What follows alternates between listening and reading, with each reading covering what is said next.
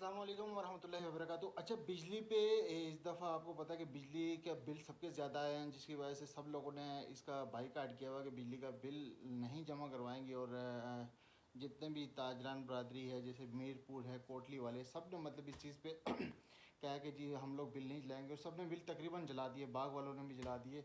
तो देखें, जब कोई एक कौम बन के जब हम कोई भी काम अगर करेंगे तो इंशाल्लाह अल्लाह पाक उसमें कामयाबी ज़रूर देता है। देखें, जब ये काम हुआ तो उसके बाद वज़ीर आज़म आज़ाद कश्मीर चौधरी अनवारुल हक ने बिजली के बिल के जो हालिया इजाफे है उसके लिए उन्होंने बोला कि ये जितने भी एक्स्ट्रा जो चार्जेस लगें तो इंशाल्लाह ये चार्जेस नहीं होंगे। आप लोग जाएं, अपना बिल सही करवाएं, वो सही करवाने के बाद पे करें। जो एक्स्ट्रा जितने भी टैक्सेस हैं, टैक्सेस ये आपको नहीं पे करने पड़ेंगे।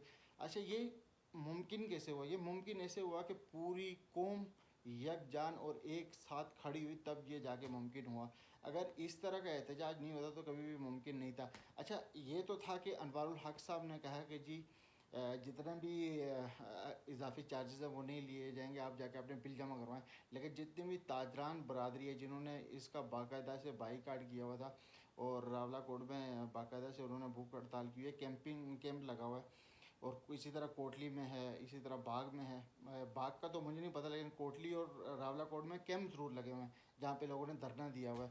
अच्छा, उन लोगों ने इनकी ये ऑफ़र भी रिजेक्ट कर दिया है, मीरपुर वालों ने भी रिजेक्ट कर दिया कि जी ये जब कोई हम एज़ अ कौम जब हम किसी चीज़ का एहतजाज करते हैं तो वक्ती उस चीज़ का जो आवाम का एक पावर होती है, आवाम का जो एक जोश जज्बा होता है, उसको दबाने के लिए वक्ती कहते हैं जी ठीक है आप ऐसा करें, इनको हटा देते हैं, आप बाकी चीज़ें जमा करवा दें तो नेक्स्ट टाइम ऐसा नहीं होगा। हालांकि फिर अगली दफ़ा वही चीज़ होती है। जिस तरह आटे की सब्सिडी पे बात हो रही थी तो पहले आटे आटे के ख़िलाफ़ काफ़ी एहतजाज हुए, धरने हुए, और उस पर भी यही कहा गया जी जो यहाँ आज़ाद कश्मीर में पहले आटा मिलता था जिस रेट पे उसी रेट पे दिया जाएगा। लेकिन वही हुआ, नेक्स्ट मंथ वो दोबारा नए रेटों के साथ वो आटा बेचा गया, उस पर कोई अमल दरामद नहीं हुआ। तो इसी तरह बिजली के साथ भी किया जाएगा। तो इस दफ़ा लोगों ने मेरे ख्याल से ये फैसला किया, और ये एज अ कौम जितने भी लोग हैं साथ खड़े हैं, बहुत अच्छी बात है।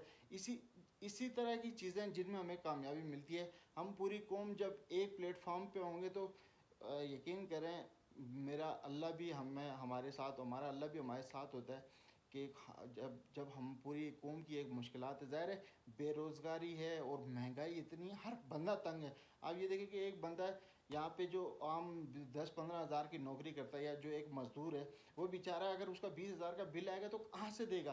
15 हज़ार में वो खाएगा क्या, पिएगा क्या, बच्चों को क्या पढ़ाएगा? मतलब आप देखें, ये साल है, महंगाई किस हद तक बढ़ चुकी है। मतलब आप रिकॉर्ड ऐसे वाक़यात आपको देखने में मिलते हैं जहाँ पे लोगों ने ख़ुदकुशी की है, लोगों ने अपने बच्चों को मारा है खुद। मतलब पीछे एक वाक़या लाहौर का है जहाँ पे माँ अपने बच्चे को लेकर पुल से उसने छलांग मार दी। मतलब ऐसे आपको हज़ारों वाक़यात मिलेंगे।